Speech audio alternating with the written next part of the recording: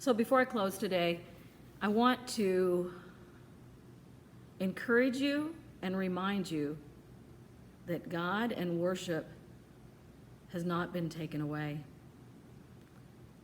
In fact, I want to challenge you to think that although I don't believe God caused this virus, God uses everything to make a difference, a transformation, to bring us to fullness of life, to realization of who God is, and to find oneness with God and each other. So maybe, just maybe, God is working in the midst of all of this to get us out of our complacency, to push us past the point of hatred into healing, restorative love. Now, does that mean that we just stand in a circle and sing Kumbaya or we're one in the Spirit, and while we stand and sing, all warm and fuzzy, everything in the world changes around us? Absolutely not. We can stand in the circle and sing. We can stand in the circle and pray. We can stand in the circle of one with God and be silent. As long as we are willing, humble, and we open ourselves to allow God to take over, to be our true authority, then we will be changed, and we will be equipped to get out there and make a difference in whatever way God calls us to as individuals and as a church and as a community and beyond as a world. It starts in spirit and truth, in oneness with God, and with time and discipline, staying in the circle. And you know what? I'm not real big on protests, but I'm sure there's a place for them, especially peaceful protests. And, you know, maybe God will equip you to get out there and say what you need to say to make a difference. But my guess is it'll look a lot different than the spewing of hate. I'll tell you this. I am not one to really spew hate around, but sometimes I can let it, when I step out of the circle, I can let it settle into my heart, and then my everything changes.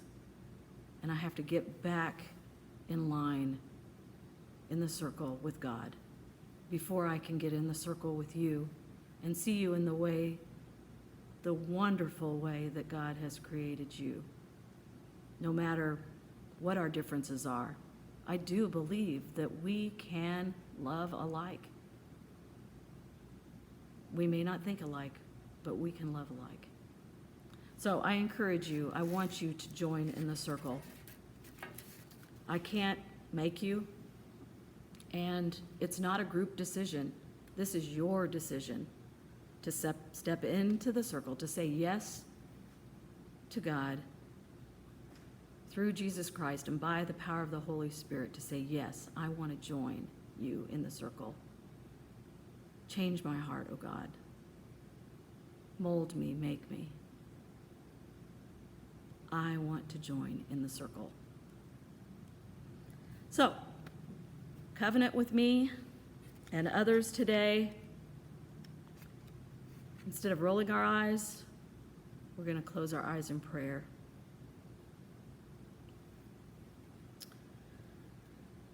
Lord, your word says that your spirit is love, joy, peace, patience, kindness, gentleness, faithfulness, self-control. And we need that spirit within our being. So we open up ourselves.